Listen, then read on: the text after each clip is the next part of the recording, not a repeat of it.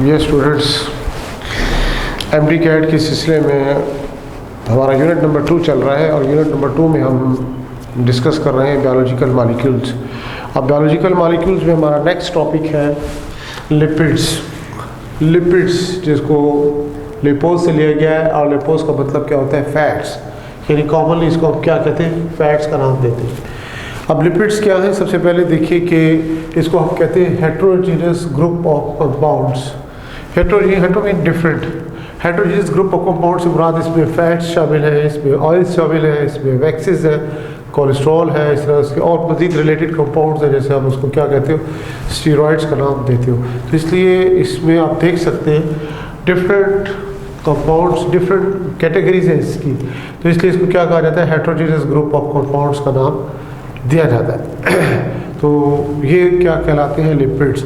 इसमें आप अहम चीज़ देखिए कि इसमें भी जो मेनली एलिमेंट्स शामिल होते हैं वो कार्बन, हाइड्रोजन एंड ऑक्सीजन ही होते हैं, जस्ट लाइक दैट और कार्बोहाइड्रेट। लेकिन इसमें डिफरेंस क्या है ये भी हम आगे चलकर इसको डिस्कस करते हैं किस तरह से। देखिए इसको हम आगे चलकर डिस्कस करते हैं। इसके बाद सबसे पहले देखिए कि इसकी हम सॉल्युबिलिटी की बात करेंगे। जहाँ तक सॉल्युबिलिटी का ताल्लुक है तो ये याद रखिएगा कि जो लिपिड्स होते हैं they are insoluble in water. ये वाटर में क्या होंगे? इनसॉल्युबल होंगे। जबकि सॉल्युबल किस में होते हैं? ये ऑर्गेनिक सॉल्वेंट्स में। They are soluble in organic solvents, soluble in organic solvents. अब ऑर्गेनिक सॉल्वेंट्स में आप मुख्तलिफ किस्म की एग्जांपल्स कोट करते हो, जैसे एग्जांपल के तौर पर यहाँ पे आप एसीटोन की एग्जांपल दो। इसी तरह से आप इसमें एग्जांपल कोट कर सकते हो क्लोरोफॉर्म आ जाता है। इसी तरह से आप बेंजीन की एग्जांपल कोट करेंगे। इसी तरह से आप इसमें ईथर की एग्जांपल कोट कर सकते हो, alcohol. All these are different organic solvents. ये ऑर्गेनिक सॉल्वेंट्स हैं, इनमें ये क्या होते हैं? In general they are soluble. ये इसमें सॉल्युबल होते हैं। वाटर में क्या होते हैं? ये इनसॉल्युबल होते हैं। इसी तरह देखिए कि जनरल कुछ फीचर्स हैं जो कि हमने साथ साथ लेके चल रहे हैं कितने ओवरऑल लिपिड्स के हवाले से, कि they are the components of cell membrane. आप सेल मेम्ब्रेन पढ़ते हैं, चाहे वो प्रोकैरियोट्स की हो यानी बैक्टीरिया की हो, या फिर आप स्टडी करते हो cell membrane of animal cells, cell membrane of plant cells. इसकी जो मेजर कंपोजिशन आप देखते हो उसमें क्या होता है कि मेजर कंपोनेंट क्या होता है इसमें? प्रोटीन, और उसके बाद दूसरा नंबर किस चीज़ का होता है? लिपिड्स का होता है। तो जितनी भी मेम्ब्रेन्स हैं उसमें ये लिपिड्स प्रेजेंट हैं। और किस रेफरेंस से आपने इसको डिस्कस किया हुआ है? दैट इज फॉस्फोलिपिड के रेफरेंस से। तो फॉस्फोलिपिड की फॉर्म में ये पाए जाती हैं कंपोनेंट्स ऑफ सेल मेम्ब्रेन के तौर पे। इसी तरह से देखिए कि ये क्या है? सोर्स ऑफ एनर्जी है। सोर्स ऑफ एनर्जी का जहाँ तक ताल्लुक है तो पहले हमने बताया कि इसमें एलिमेंट कौन कौन से? कार्बन, हाइड्रोजन और ऑक्सीजन। लेकिन जो इनमें प्रोपोर्शन होता है किसका? कार्बन के साथ हाइड्रोजन और इसके साथ ऑक्सीजन का जो प्रोपोर्शन होता है वो कार्बोहाइड्रेट की तरह नहीं होता। यानी हम ये कह सकते हैं कि इसमें सोर्स ऑफ एनर्जी की हम बात करें तो सबसे पहली चीज़ आपको मालूम हो कि इसमें हाई प्रोपोर्शन होता है कार्बन हाइड्रोजन बॉन्ड का। कार्बन हाइड्रोजन बॉन्ड जो होता है ये इसमें हाई प्रोपोर्शन पाया जाता है कि इसमें लिपिड्स में, और इसी तरह से लो प्रोपोर्शन ऑफ ऑक्सीजन। ऑक्सीजन का प्रोपोर्शन इसमें कम होता है। जैसे एग्जांपल के तौर पर आप देखिए, एग्जांपल देते हैं ट्राइस्टेरीन। ये क्या है? इसका फॉर्मूला C57H110 और O क्या है? 6। गौर कीजिए इस फार्मूले को, इसके ट्राइस्टेरीन की। इसमें आप देख सकते हैं कार्बन के साथ प्रोपोर्शन हाइड्रोजन का और प्रोपोर्शन किस चीज़ का? ऑक्सीजन। यानी हाई प्रोपोर्शन किसका? इसमें हाइड्रोजन का। किसके साथ बॉन्डिंग होती है उसकी?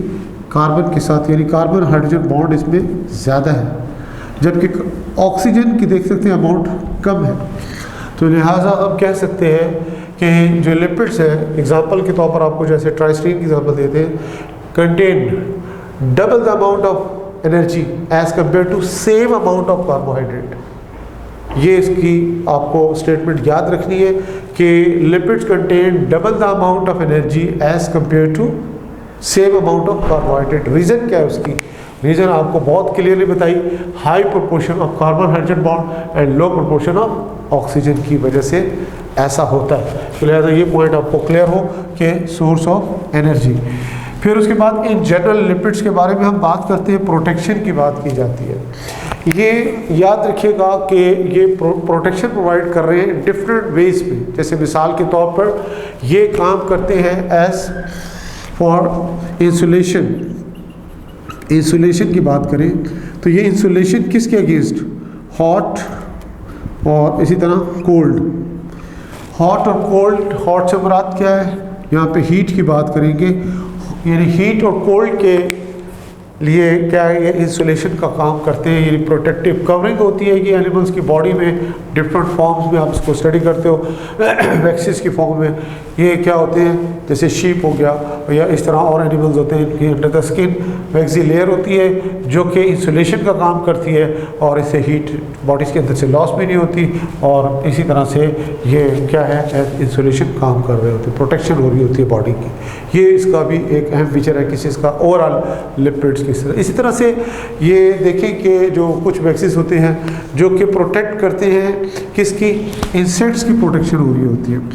इंसेक्ट्स में आपको मालूम हो क्या होता है, एक्सोस्केलेटन होता है, एक्सोस्केलेटन।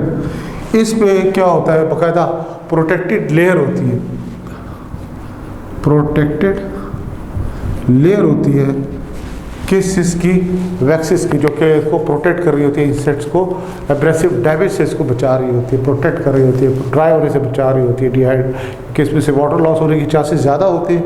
वैसे भी ये ड्राई कंडीशंस में होते हैं, यानी आप कह सकते हो ड्राउट कंडीशंस में होते हैं मोस्ट ऑफ द इंसेक्ट्स, तो इसलिए ये इसकी क्या हो रही होती है, प्रोटेक्शन होती है। इसी तरह से एक और चीज़ आपने वैक्सीज के हवाले से एक रेफरेंस देते हैं, एग्जाम्पल क्यूटीन का। क्यूटीन भी बेसिकली क्या है, वैक्स है। ये प्रोटेक्टिव कवरिंग बनती है ऑन किस पे? लीव्स पे, इसी तरह से ये फ्रूट्स पे और इसी तरह पे किस पे? सीड्स पे। प्रोटेक्टिव कवरिंग होती है किसके ऊपर? इन तमाम स्ट्रक्चर पे। लीफ का आपको मालूम है ट्रांसपायरेशन होती है, ट्रांसपायरेशन में क्या होगा, लॉस ऑफ वाटर होगा, विल्टिंग होगी और उससे प्लांट क्या होगा, विल्टिंग के रिजल्ट के तौर पर एक्सट्रीम केसेस में क्या होगा, ये ओवर ट्रांसपायरेशन की वजह से डेड हो सकता है। तो लिहाजा ये क्यूटीन लेयर जो होती है लीफ पे, प्रोटेक्टिव लेयर होती है जिसको ये लॉस ऑफ वाटर से बचा रही होती है कि, तो इसलिए ये प्रोटेक्टिव लेयर सिर्फ फ्रूट्स के ऊपर भी ये लेयर होती है और इसी तरह सीड्स के ऊपर ये इसको क्या करती है, इसकी प्रोटेक्शन कर रही होती है। ठीक है जी। और ये प्रोटेक्शन मेनली किसके अगेंस्ट हो रही होती है? मेनली ये लॉस ऑफ वाटर, यानी वाटर लॉस नहीं होने देते और इस तरह से इसको और किससे बचाती है? एब्रेसिव डैमेज से, यानी ये डैमेज भी नहीं होते लीफ, फ्रूट और सीड वगैरह, किसकी वजह से? क्यूटीन की वजह से। तो इस तरह से ये आप देख सकते हैं और ये वाटर प्रूफ मटीरियल का काम कर रही होती है बेसिकली यहाँ पे क्यूटीन। तो इस तरह ये फिर आपने इंट्रोडक्शन में क्या दिया, इसमें इसकी कुछ जनरल फंक्शन दिए। फिर इसके बाद आप आ जाते हो इसकी क्लासिफिकेशन की तरफ। लिपिड्स की जो क्लासिफिकेशंस में आपको मालूम होना चाहिए कि मेजर ग्रुप्स कौन से? साइल ग्लाइसरोल है, फॉस्फोलिपिड्स है, वैक्सीज है और फिर टर्पिनॉइड्स है, स्फिंगोलिपिड्स भी होते हैं। लेकिन हमें यूएचएस सिलेबस को फॉलो करते हुए सिस्टमेटिकली लेकर चलना होगा इसको, और फिर हमने इसमें मेनली पहले डिस्कस करेंगे हम किसको? एसाइल ग्लाइसरोल्स को, और फिर उसके बाद हम फॉस्फोलिपिड्स को, because these two major topics are included in UHS syllabus. हमको सिस्टमेटिकली देखेंगे what are acyl glycerol and what are phospholipids. पहला ग्रुप इसमें आ जाता है acyl glycerols. Acyl glycerols, acyl glycerols क्या है? There are esters of fatty acids and alcohol. ये एस्टर्स होते हैं जो कि फैटी एसिड और अल्कोहल के रिएक्शन के रिजल्ट के तौर पर बनते हैं। इनका जो रिएक्शन होता है इसे हम क्या कहते हैं? That is technically called esterification. इसको आप एस्टेरिफिकेशन का नाम देते हैं। जैसे एग्जांपल के तौर पर आप देखिए यहाँ पे ये आपके पास क्या है, व्हाट इज दिस, अल्कोहल। ये आपके पास अल्कोहल है, इसको हम रिएक्ट करते हैं किसके साथ,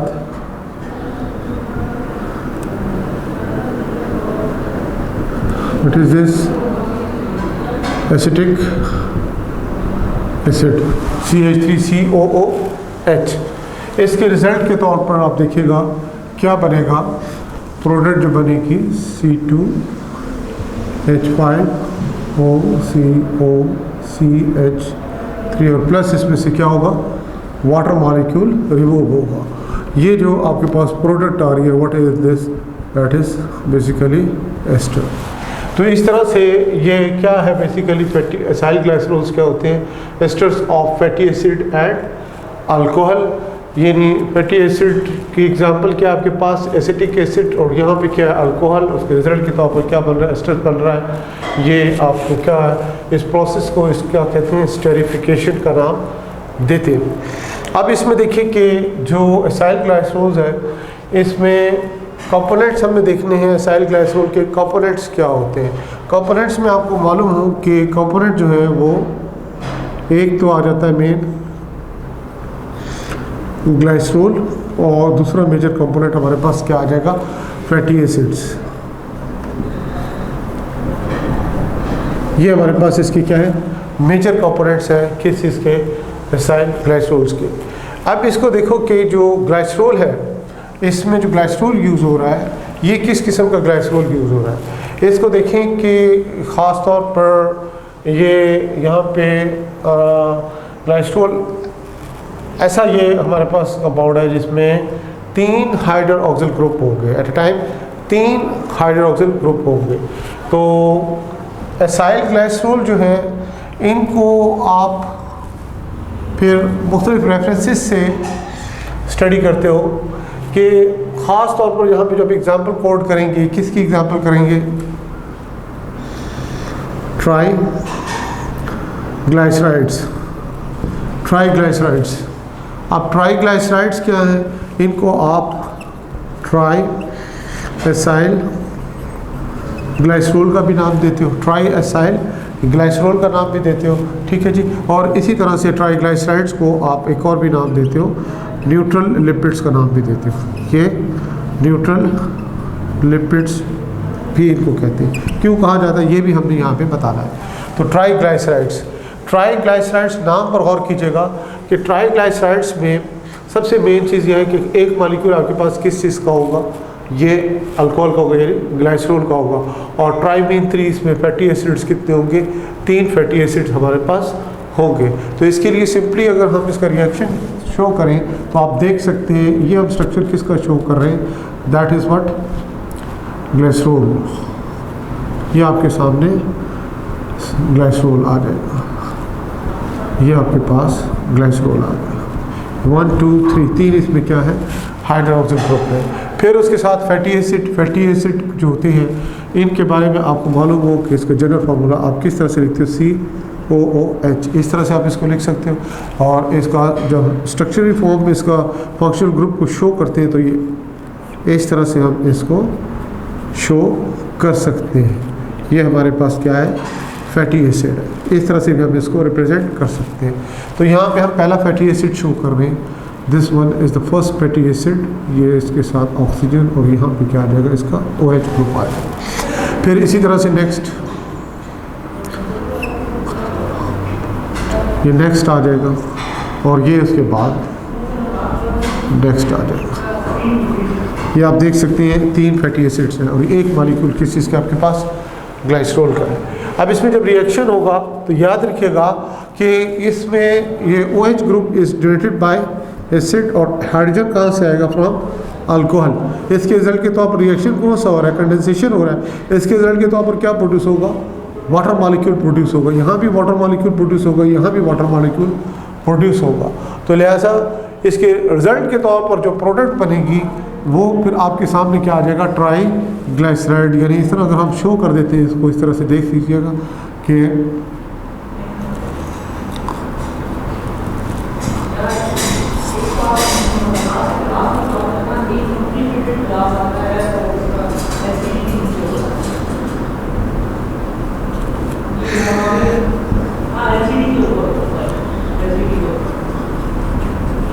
और प्लस इसके साथ क्या आ जाएगा आपके पास 3 मॉलिक्यूल्स ऑफ वाटर। तो गौर कीजिएगा कि बॉन्ड जो बन रहा है ये बॉन्ड कौन सा होता है, एस्टर बॉन्ड। तो ये आपके पास क्या आपको मिल गया, ट्राईग्लाइसराइड। इसको आप ट्राईग्लाइसराइड का नाम देंगे। एक अल्कोहल का मॉलिक्यूल 3, इसमें क्या आ गए, फैटी एसिड्स आ गए, तीनों कार्बन एटम्स के साथ, फर्स्ट के साथ, सेकंड के साथ, थर्ड के साथ, तीनों के साथ क्या है, फैटी एसिड्स है। तो ये बेसिकली आपके पास क्या आ जाएगा, ट्राईग्लाइसराइड, जिसको आप क्या नाम देते हो, ट्राई एसाइल ग्लाइसरॉल का भी नाम देते हो, इसको न्यूट्रल लिपिड। अब आप देखिए इसको न्यूट्रल लिपिड हम क्यों कह रहे हैं। न्यूट्रल लिपिड कहने की वजह ये है कि इसमें जो OH ग्रुप है, किसका, OH ग्रुप ऑफ जो ग्लिसरॉल का जो OH ग्रुप है, इसके बारे में देखें कि इसको ऑक्यूपाई किसने कर लिया है, occupied by fatty acid, fatty acid ने ऑक्यूपाई कर लिया। तो लिहाजा नो चार्ज बियरिंग, कोई charge bearing O group, OH group इसमें नहीं है, इस लेफ्ट यहाँ पे नहीं है, no charge bearing OH group is left. तो इसलिए इसको हम क्या कहते हैं, न्यूट्रल लिपिड्स का नाम देते हैं। तो ये भी पॉइंट आपको क्लियर होना चाहिए। न्यूट्रल लिपिड्स हम कह रहे हैं, और तो न्यूट्रल लिपिड कहने की इसकी टेक्निकल रीज़न क्या होती है। इसी तरह बच्चे देखो कि ये 3 इसमें क्या है, फैटी एसिड्स हैं, तो इसको हम ट्राईग्लाइसराइड या ट्राईग्लाइसरॉल या ट्राई एसाइल ग्लाइसरॉल का नाम देते हैं। अब इसमें अगर 2 फैटी एसिड हो तो फिर ये क्या कहलाएगा, फिर इसको आप क्या नाम दोगे, फिर डाई एसाइल ग्लाइसरॉल, उसको क्या कहोगे, डाई एसाइल ग्लाइसरॉल, ये डाई एसाइल ग्लाइसरॉल को, या फिर इसको आप क्या कह सकते हो, डाई ग्लाइसराइड्स का नाम भी दे सकते हो। और इसी तरह से एक हो तो उसे क्या कहोगे, फिर एक जो है मोनो एसाइल ग्लाइसरॉल कहलाएगा, या फिर दूसरा नाम क्या दोगे, मोनो एसाइल ग्लाइसरॉल भी आप उसको कह सकते हो। तो मोनो एसाइल ग्लाइसरॉल और इसके अलावा मोनो ग्लाइसराइड। तो ट्राईग्लाइसराइड, डाईग्लाइसराइड्स एंड मोनोग्लाइसराइड्स। ट्राईग्लाइसराइड्स को क्या नाम दे रहे हैं, ट्राई एसाइल ग्लाइसरॉल। डाई जो हमारे पास डाईग्लाइसराइड है उसको क्या नाम दे रहे हैं, डाई एसाइल ग्लाइसरॉल। और जो मोनोग्लाइसराइड है उसको क्या नाम दे रहे हैं, मोनो एसाइल ग्लाइसरॉल। तो इस तरह से आपको ये चीज़ें मालूम होनी चाहिए कि कहाँ से किस तरह से रिएक्शन हो रहा है, रिएक्शन का नाम क्या है, और फिर फर्दर स्टेरिफिकेशन हम किसे कहते हैं, ये सारी चीज़ें आपको क्लियर हो। तो ये भी सारी एक तरह से जो इन्फॉर्मेशन आपको मिल रही होती है, इनको अपने ध्यान से देखना होता है MCQs पॉइंट ऑफ व्यू से, कि कहाँ पर कौन सी इन्फॉर्मेशन किस रेफरेंस से पूछी जा रही है। तो you must be able to clear your concept. सबसे पहले अपने कॉन्सेप्ट क्लियर करें और उसके बाद फिर आगे चलकर आपने इस नॉलेज को डिफरेंट सिचुएशन में अप्लाई करना होता है। तो ये था इसका एसाइल ग्लाइसरॉल के बारे में बताया। अब हम आएंगे किसकी तरफ आएंगे, अब हमने डिटेल से किसको देखना है, ये जो फैटी एसिड्स हैं इनको अब हम डिटेल से देखते हैं। फैटी एसिड्स, फैटी एसिड्स के बारे में सबसे पहले चीज़ देखी कि इसमें नंबर ऑफ कार्बन एटम्स क्या होते हैं, इवन होते हैं। इवन का मतलब क्या है, यहाँ कितनी तादाद की हो सकती है, मिनिमम 2 मैक्सिमम 30 तक इसमें क्या हो सकते हैं, कार्बन एटम हो सकते हैं। तो even number of carbon atom कहलाते हैं। इसका जनरल फार्मूला आपको मालूम है क्या है, RCOOH, RCOOH। इसमें R यहाँ पे क्या है, कार्बन हाइड्रोजन यानी हाइड्रोकार्बन चेन होती है, ये carbon attach with hydrogen atom. जबकि ये इसका क्या कहलाता है, इसका फंक्शनल ग्रुप आ जाता है। फंक्शनल ग्रुप कौन सा, एसिड ग्रुप, एसिडिक ग्रुप कौन सा है इसमें, कार्बोक्सिलिक ग्रुप कहलाता है। तो इस तरह ये आपको पता चलता है कि फैटी एसिड्स क्या है और इसमें नंबर ऑफ कार्बन एटम किस तरह से हो सकते हैं। अब इसमें इसको 2 कैटेगरीज में आप डिवाइड करते हो। 2 कैटेगरीज कौन कौन सी हैं, saturated fatty acids and unsaturated fatty acids. Systematically लेकर चलेंगे। सबसे पहले हमें किसे डिस्कस करना है, सैचुरेटेड फैटी एसिड्स को। सैचुरेटेड फैटी एसिड्स क्या होते हैं, these are those fatty acids in which there is no double bond present between the carbon atom, no double bond present किसके दरमियान, between carbon atoms. Carbon atoms के दरमियान double bond नहीं होता, single bond होता है। कार्बन एटम्स के दरमियान सिंगल बॉन्ड होता है। तो इसको हम क्या कहेंगे, सैचुरेटेड फैटी एसिड्स का नाम देते हैं। ये इसकी मेजर रीज़न होती है, वजह ये होती है कि मैक्सिमम ये जो आपको दिखाई जा रही है यहाँ पे ऑक्यूपाइड होती है प्लेसेस किसने ऑक्यूपाइड की हो जाती हैं, बेसिकली हाइड्रोजन एटम ने इसको ऑक्यूपाई किया जाता है। इस वजह से ये क्या कहलाते हैं, सैचुरेटेड फैटी एसिड्स कहलाते हैं। इनको आप सैचुरेटेड फैटी एसिड का नाम दोगे। इन सैचुरेटेड फैटी एसिड की प्रॉपर्टीज़ में आपको मालूम हो कि they are solid at room temperature. Room temperature पे ये क्या होते हैं, सॉलिड होते हैं, तो लिहाजा इनको आप और क्या नाम देते हो, फैट्स का नाम देते हो। ये फैट्स का नाम देते हो। और मोस्टली ये किस में पाए जाएंगे, आपको मालूम हो कि mostly they are present in animals. ये सैचुरेटेड फैटी एसिड जो होते हैं ये आमतौर पर एनिमल्स में पाए जाते हैं। इसमें आपको फिर डिफरेंट इसकी एग्जांपल्स मिलती हैं। एग्जांपल्स आप देते हो, सिंपल से स्टार्ट करें तो एसिटिक एसिड, इसी तरह से ब्यूटेरिक एसिड, इसी तरह से पामेटिक एसिड। तो नंबर ऑफ कार्बन एटम के बारे में पता हो, इसमें कार्बन कितने होते हैं 2, इसमें कार्बन कितने होंगे 4, और इसमें कार्बन कितने होते हैं 16 कार्बन एटम होते हैं। इस तरह से ये डिफरेंट एग्जांपल्स हैं आपके पास सैचुरेटेड फैटी एसिड्स की। इसी तरह से दूसरे कौन से आ जाते हैं, अनसैचुरेटेड फैटी एसिड्स आ जाते हैं। Unsaturated fatty acids, unsaturated fatty acids आ गए।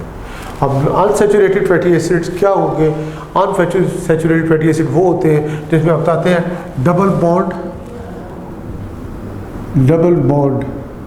ये क्या होगा, यहाँ पे हमने क्या था, नो डबल बॉन्ड, यहाँ पे डबल बॉन्ड क्या होगा, प्रेजेंट होगा। किसके दरमियान, कार्बन एटम्स के दरमियान ये डबल बॉन्ड प्रेजेंट होगा, इनके दरमियान ये डबल बॉन्ड प्रेजेंट होगा। तो लिहाजा ये डबल बॉन्ड प्रेजेंट ये होना, ये किस चीज़ को जाहिर करता है कि इसमें हाइड्रोजन कम है किसके मुकाबले में, ये सैचुरेटेड फैटी एसिड्स के मुकाबले में। तो ये इसमें जो बॉन्ड्स की तादाद हो सकती है मिनिमम क्या होगी 1, और मैक्सिमम कितनी हो सकती है 6 तक डबल बॉन्ड हो सकते हैं किसमें, फैटी एसिड्स में। तो इस तरह से इनको हम क्या कहते हैं, अनसैचुरेटेड फैटी एसिड्स का नाम देते हैं। इनकी मेन प्रॉपर्टी जहाँ पे हमने बताया था कि ये जो सैचुरेटेड फैटी एसिड होते हैं सॉलिड होते हैं रूम टेम्परेचर, जबकि ये क्या होते हैं, लिक्विड होते हैं एट रूम टेम्परेचर। ये रूम टेम्परेचर पे क्या होंगे, लिक्विड होंगे, और इसे हम क्या कहेंगे, ये फिर क्या कहलाएंगे, ऑयल्स कहलाएंगे। इनको फिर हम ऑयल्स का नाम देते हैं। और मोस्टली ये किस में पाए जाएंगे, they are present in plants, ये प्लांट्स में प्रेजेंट होते हैं। एग्जाम्पल आप देते हो किस चीज़ की, ओलिक एसिड। ओलिक एसिड में नंबर कार्बन एटम कितने होते हैं, 18 होते हैं, और कार्बन नंबर 9 और कार्बन नंबर 10 जो होता है इनके दरमियान डबल बॉन्ड प्रेजेंट होता है। ये इस तरह से एग्जाम्पल की पावर आपको ये चीज़ याद होनी चाहिए कि ये क्या होगा, अनसैचुरेटेड फैटी एसिड होगा। इस तरह से हमें ये पता चलता है कि ये सैचुरेटेड और अनसैचुरेटेड फैटी एसिड्स क्या होते हैं। इसमें अब आप बच्चों देखो कि मज़ीद आपने आगे चलना है और इसमें बताना होगा कि ये एक और एक अहम प्रॉपर्टी है जिसके बारे में आपको क्लियर होना चाहिए। ये जो फैटी एसिड जो होती है ये स्ट्रेट चेन की सूरत में होते हैं, किस में, एनिमल्स में। ये एनिमल्स में किस सूरत में पाए जाते हैं, ये आप देख सकते हैं स्ट्रेट चेन की सूरत में पाए जाते हैं। जहाँ तक प्लांट्स का ताल्लुक है, प्लांट्स में याद रखिएगा या तो ये ब्रांच होंगे, या तो ब्रांच होंगे, या फिर क्या होंगे, ये रिंग की फॉर्म में पाए जाते हैं। किस में, इन केस ऑफ प्लांट्स में ये किस सूरत में पाए जाते हैं, ब्रांच। यार ये भी एमसीक्यूज पॉइंट ऑफ व्यू से अहम पॉइंट है कि straight chain in animals, branch इन और रिंग फॉर्म इन प्लांट्स। तो ये देख सकते हैं, तो ये सारी प्रॉपर्टीज़ हैं आपको क्लियर होनी चाहिए। इसी तरह से जहाँ तक ये जो फैटी एसिड्स हैं इनकी सॉल्युबिलिटी का ताल्लुक है, वो भी हमने बताना है कि इसकी सॉल्युबिलिटी क्या होगी, सॉल्युबिलिटी। और सॉल्युबिलिटी भी किस में, इन ऑर्गेनिक सॉल्वेंट में। तो याद रखिएगा कि सॉल्युबिलिटी जो होती है फैटी एसिड की इंक्रीज होती है with increase in number of carbon atom, यानी ये इंक्रीज होगी, increase with increase in number of carbon atoms. जैसे जैसे कार्बन एटम्स की तादाद बढ़ती जाएगी क्या होगी, इसकी सॉल्युबिलिटी भी क्या होगी, इंक्रीज होगी। जैसे मिसाल के तौर पर हमारे पास दो एग्जांपल्स हैं, एक इसमें हमारे पास पामेटिक एसिड आ जाता है और दूसरी एग्जांपल हम इसमें देंगे ब्यूटेरिक एसिड की, ब्यूटेरिक एसिड। तो आप गौर कीजिएगा, पामेटिक एसिड में नंबर ऑफ कार्बन एटम कितने हैं, 16 है। ब्यूटेरिक एसिड में कार्बन की तादाद कितनी है, 4 है। तो हमने क्या बताया, सॉल्युबिलिटी जो होती है ऑर्गेनिक सॉल्वेंट में इंक्रीज होती है with increase in number of carbon atom. तो आप यहाँ से अंदाज़ा लगा सकते हैं कि इसमें सॉल्युबिलिटी किसकी ज़्यादा होगी, कि पामेटिक एसिड की ज़्यादा होगी या फिर ब्यूटेरिक एसिड की ज़्यादा होगी। ऑब्वियसली ये इंक्रीज हो रही है तो लिहाजा with increase in number of carbon atom तो पामेटिक एसिड की सॉल्युबिलिटी ऑर्गेनिक सॉल्वेंट में ज़्यादा होगी। इसी तरह से देखिए कि एक और अहम चीज़ आपको मालूम हो कि मेल्टिंग पॉइंट,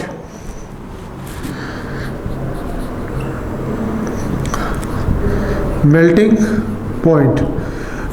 पॉइंट का जहाँ तक ताल्लुक है तो मेल्टिंग पॉइंट भी इंक्रीज होता है with increase in number of carbon atom in the chain. ये भी क्या होगा, इंक्रीज होगा with increase in number of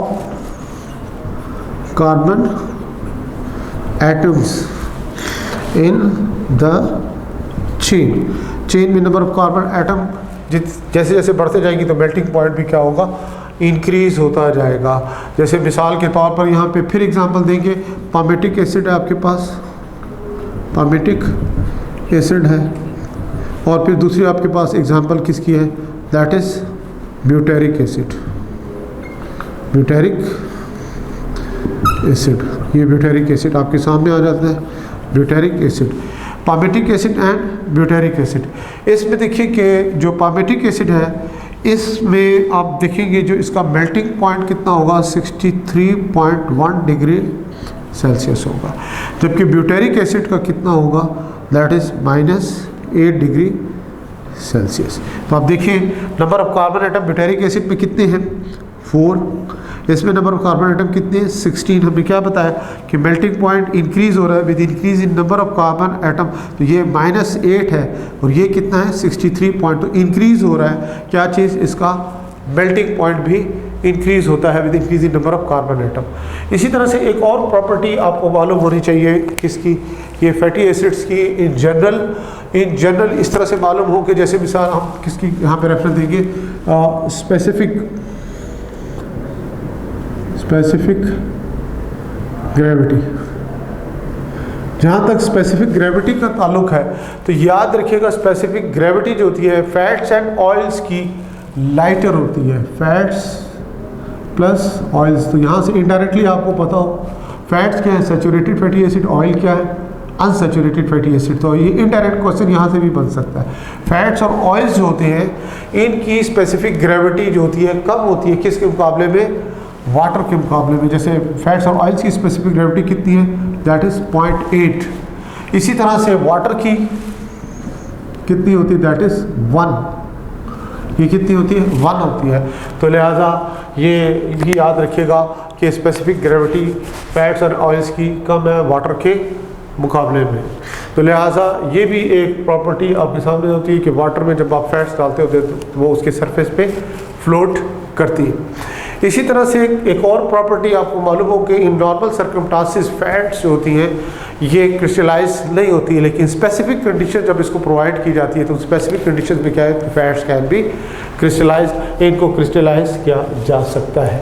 तो बच्चों ये कुछ थी प्रॉपर्टीज़ किसकी, फैटी एसिड्स की, और with reference to fatty acid, saturated and unsaturated fatty acid. तो आपने जो भी एग्जाम्पल कोड की गई उनको स्पेसिफिकली देखना है। और फिर एक और अहम बात याद रखिएगा कि जो एग्जाम्पल कोड की गई है वो स्पेसिफिकली कहाँ से ली गई है, पंजाब टेक्निकल बोर्ड को मेनली फॉलो किया है। तो लिहाजा आपको ये एग्जाम्पल प्रायोरिटी पे पहले आनी चाहिए, उसके बाद एक्स्ट्रा नॉलेज जितना भी हो वो आप उसके साथ ऐड कर सकते हैं। तो फिर इसके बाद हमने नेक्स्ट अगले ग्रुप की तरफ जाएंगे किसके, लिपिड्स के, वो क्या होगा, फॉस्फोलिपिड्स। फॉस्फोलिपिड्स के बारे में आपको मालूम हो कि ये बेसिकली क्या है, derivatives of phosphatidic acid. Derivatives of phosphatidic acid, ये डेरिवेटिव्स हैं किस चीज़ के, फॉस्फेटिडिक एसिड के। अब आपको मालूम हो कि ये फॉस्फेटिडिक एसिड क्या होता है। सबसे पहली चीज़ इसमें आ जाती है, वन मॉलिक्यूल इसमें होता है ऑफ ग्लाइसरोल। इसी तरह से टू मॉलिक्यूल्स इसमें होते हैं फैटी एसिड्स, और एक मॉलिक्यूल इसमें फास्फोरिक एसिड। बेसिकली जब हम ग्लाइसरोल की बात करते हैं, आपको मालूम हो कि ग्लाइसरोल को हमने with reference to acyl glycerol discuss किया था, जिसमें हमने बताया था कि इसमें एक फैटी एसिड होता है तो इसको मोनोग्लाइसरोल, मोनोग्लाइसराइड का नाम दिया जाता है। दो फैटी एसिड हो तो डाईग्लाइसराइड, और इसी तरह से अगर तीन फैटी एसिड हो तो फिर ट्राईग्लाइसराइड्स का नाम दिया था। तो बेसिकली अगर आप गौर करेंगे तो इसमें बेसिक स्ट्रक्चर जो है बिल्कुल किस किस्म का है, एसाइल ग्लाइसरोल वाला इसमें होता है। लेकिन फ़र्क सिर्फ ये है कि ग्लाइसरोल में 3 कार्बन्स हैं। अब 3 कार्बन्स में फर्स्ट और सेकंड के साथ तो फैटी एसिड्स होते हैं, लेकिन थर्ड कार्बन के साथ क्या होगा, यहाँ पे फॉस्फोरिक एसिड होगा। जैसे यहाँ पर देखिए, हम यहाँ पे इसको शो करते हैं, ये हम इसका स्ट्रक्चर शो करेंगे।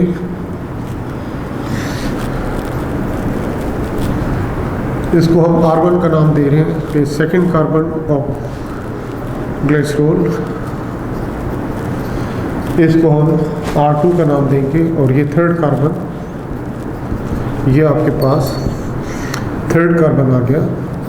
यहाँ पे हम फॉस्फोरिक एसिड शो करते हैं,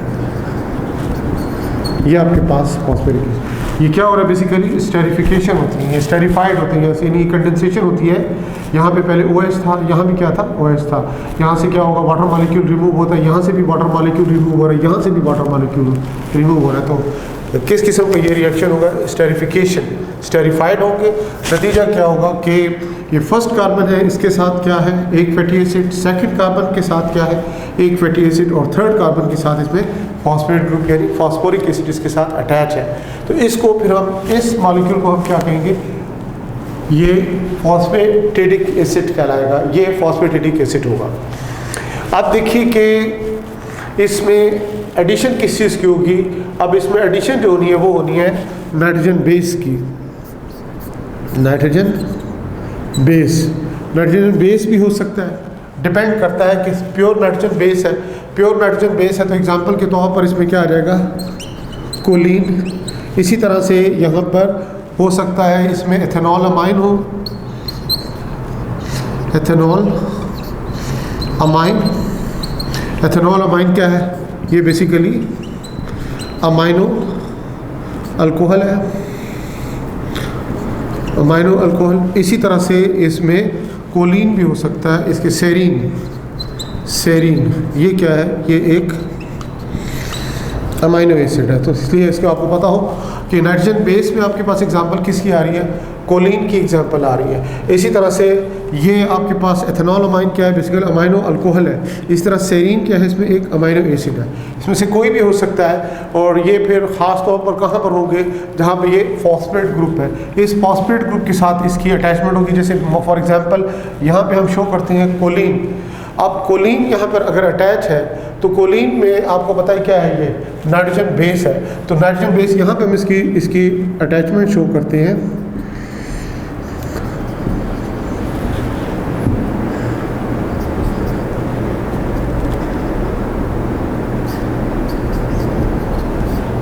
ये आपके पास क्या आ जाएगा, व्हाट इज दिस, ये हमारे पास कोलिन है, यानी नाइट्रोजन बेस यहाँ पर आकर अटैच हो जाएगा इस जगह पे फॉस्फेट ग्रुप के साथ।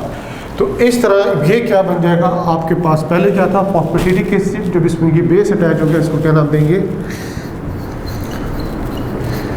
Phosphatidyl Colin.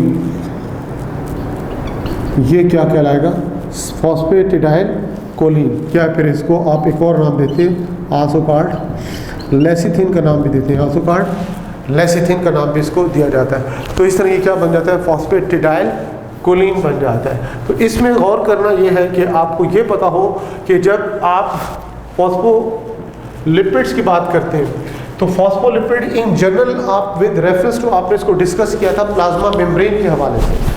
प्लाज्मा मेम्ब्रेन में आप क्या बताते हो, फॉस्फोलिपिड बायलेयर के बारे में बताते हो। फॉस्फोलिपिड बायलेयर किस किस्म की होती है वो आपने इसका बेसिक स्ट्रक्चर हमने वहाँ पे डिस्कस किया था। बेसिक स्ट्रक्चर में इस तरह से आपको शो किया गया था, ये बेसिक स्ट्रक्चर था किस चीज़ का, फॉस्फोलिपिड मॉलिक्यूल का। ये हमने क्या बताया था, ये इसका हेड होता है और ये इसकी क्या होती है, टेल। ये इसका हेड है और ये इसकी टेल होती है। हेड के बारे में आपको क्या बताया था, ये पोलर होता है और इसी तरह से टेल इसकी क्या होती है, ये नॉन पोलर होती है। इसी हिसाब से फिर हमने ये भी बताया था कि ये पोलर है तो ये इसकी वजह से इसकी क्या प्रॉपर्टीज होंगी, ये हाइड्रोफिलिक होगा और इसी तरह से नॉन पोलर होने की वजह से क्या होगा, ये हाइड्रोफोबिक होगा। ये भी हमें क्लियर होना चाहिए कि पोलर हाइड्रोफिलिक, नॉन पोलर क्या होगा, हाइड्रोफोबिक होगा। अब आप देखिए कि क्या इसमें फर्दर सिचुएशन क्या बिल्डअप होती है। यहाँ पे ये हमने R1 शो किया, ये पहला फैटी एसिड है, ये R2 शो किया, यहाँ पर हमने ये सेकंड फैटी एसिड है। यहाँ पर क्या होगा, यहाँ पर इसकी हाइड्रोकार्बन चेन होगी। हाइड्रोकार्बन चेन अब डिपेंड करता है कि हाइड्रोकार्बन चेन इसमें किस किस्म की है। हाइड्रोकार्बन चेन वो ये फैटी एसिड्स हैं। अब फैटी एसिड्स जो होंगे वो आपको मालूम हो कि वो सैचुरेटेड भी हो सकते हैं और फिर अनसैचुरेटेड फैटी एसिड्स भी हो सकते हैं। जैसे फॉर एग्जांपल हम इसी को ही एक्सटेंड कर दें, इसी को हम एक्सटेंड कर देंगे, मिसाल के तौर पर हाइड्रोकार्बन चेन है, ये हमने स्ट्रेट इसको शो किया। इसी तरह से ये हाइड्रोकार्बन चेन है, इसको यहाँ पे हमने इसके किंग्स शो कर दिए, ये आप देख सकते हैं। यहाँ पे ये देखिए फॉर एग्जाम्पल ये कार्बन है और ये कार्बन, इनके दरमियान क्या होगा, डबल बॉन्ड होगा और यहाँ पे जितने भी कार्बन होंगे इनके दरमियान क्या होंगे, सिंगल बॉन्ड्स होंगे। तो लिहाजा आप गौर कीजिएगा कि ये आपके सामने स्ट्रेट आपको नज़र आ रहे हैं और इसमें क्या नज़र आ रहे हैं, सैचुरेटेड में किंग्स नज़र आ रहे हैं। वो डिपेंड करता है कि सेल मेम्ब्रेन में ये सैचुरेटेड फैटी एसिड्स की क्या अमाउंट है और इसी तरह से अनसैचुरेटेड फैटी एसिड्स की क्या अमाउंट है, जिसको आपने किस रेफरेंस को डिस्कस किया था हमने, प्लाज्मा मेम्ब्रेन में फ्लूइडिटी ऑफ द मेम्ब्रेन। तो फ्लूइडिटी ऑफ द मेम्ब्रेन किस पे डिपेंड करता है कि सैचुरेटेड फैटी एसिड्स हैं या फिर अनसैचुरेटेड फैटी एसिड है। उसी हिसाब से क्या होता है कि उसकी फ्लूइडिटी जो होती है सेल मेम्ब्रेन की मेंटेन होती है। तो लिहाजा यहाँ तक आपको ये क्लियर हो कि ये फॉस्फोलिपिड्स क्या हैं, derivatives of phosphatidic acid. Phosphatidic acid क्या होता है, इसमें एक मॉलिक्यूल किस चीज़ का है आपके पास, ग्लाइसरोल का है। 2 मॉलिक्यूल्स किसके हैं, फैटी एसिड्स के। ये fatty acid number 1, fatty acid number 2। और ये भी अहम चीज़ MCQs में पूछी जाती है, ये कार्बन नंबर 1 है, कार्बन नंबर 2 है और ये इसका कार्बन नंबर 3 है। तो 1 और 2 के साथ क्या है इसमें फैटी एसिड, ये भी आपसे MCQs में पूछा जाता है कि इन द फॉस्फोलिपिड मॉलिक्यूल में ये फैटी एसिड की पोजीशन क्या है। इसी तरह से फॉस्फोलिपिड मॉलिक्यूल में फॉस्फेट ग्रुप यानी फॉस्फोरिक एसिड की पोजीशन इसमें क्या है, ये पोजीशन आपसे इसमें पूछी जाती है। और इसमें एक और अहम चीज़ जो आ जाती है अब आपके सामने, वो क्या होती है कि जब ये फॉस्फेट ग्रुप यहाँ पे प्रेजेंट होगा तो इसमें क्या होगा, ये चार्ज होगा, जिसकी वजह से क्या होगा, ये पोलर साइड कहलाती है। हम कहते हैं ना पोलर, हाइड्रोफिलिक होने की मेन रीज़न क्या होती है, ये फॉस्फेट ग्रुप होता है। यहाँ पे जब इसको कहते हैं ना पोलर, तो वाटर सॉल्युबल, तो ये बेसिक रीज़न क्या होती है कि ये फॉस्फेट ग्रुप की वजह से मेन होता है और यही इसका क्या बन जाता है, फिर हेड बन जाता है। ये जो आपको हेड दिखाया जा रहा है यहाँ पर, गौर कीजिए कि इसका हेड किस तरह से बनेगा। ये अगर हम इसको शेप दे दें, ये इसकी शेप आ जाती है, ये सारा इसका क्या होगा, हेड होगा और ये इसकी क्या होगी, टेल होगी। तो ये चीज़ आपके सामने जब मैं सिंप्लीफाइड फॉर्म में शो किया है वो बेसिकली यही स्ट्रक्चर है। तो लिहाजा ये आपको फॉस्फोलिपिड मॉलिक्यूल का स्ट्रक्चर क्लियर होना चाहिए। पहले हम कहते हैं डेरिवेटिव्स ऑफ फॉस्फेटिडिक एसिड, जब इसमें नाइट्रोजन बेस कोलिन ऐड हो जाता है तो फिर हम इसे क्या नाम देते हैं, फॉस्फेटिडाइल कोलिन का नाम देते हैं। अब ये जो फॉस्फोलिपिड मॉलिक्यूल्स हैं दे आर कॉमन। अब ये कॉमन किस में होते हैं, they are common in bacteria में कॉमन है। इसी तरह से एनिमल्स में ये कॉमन होते हैं और इसी तरह से प्लांट्स में भी ये कॉमन होते हैं। और अहम बात क्या होती है, इन सब में एसोसिएटेड विद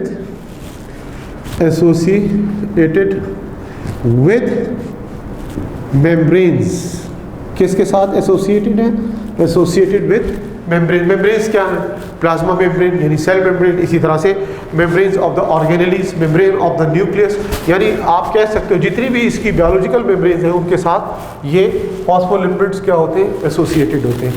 इसमें याद रखना बच्चों के लिपिड्स में वैक्सेस भी हैं और इसी तरह से टर्पिनॉइड्स भी हैं।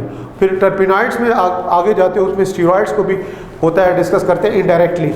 तो चूँकि यूएचएस सिलेबस को हम फॉलो कर रहे हैं, यूएचएस सिलेबस में मेन जो 2 ग्रुप्स हैं उन्हीं को ही फोकस किया गया है। पहला ग्रुप हमने इससे पहले डिस्कस किया था एसाइल ग्लाइसरोल, अब उसके बाद ये दूसरा ग्रुप आपके सामने किस चीज़ का आ रहा है, ये फॉस्फोलिपिड्स का आ रहा है। तो लिहाजा यहाँ तक आपने लिपिड्स को देखना है।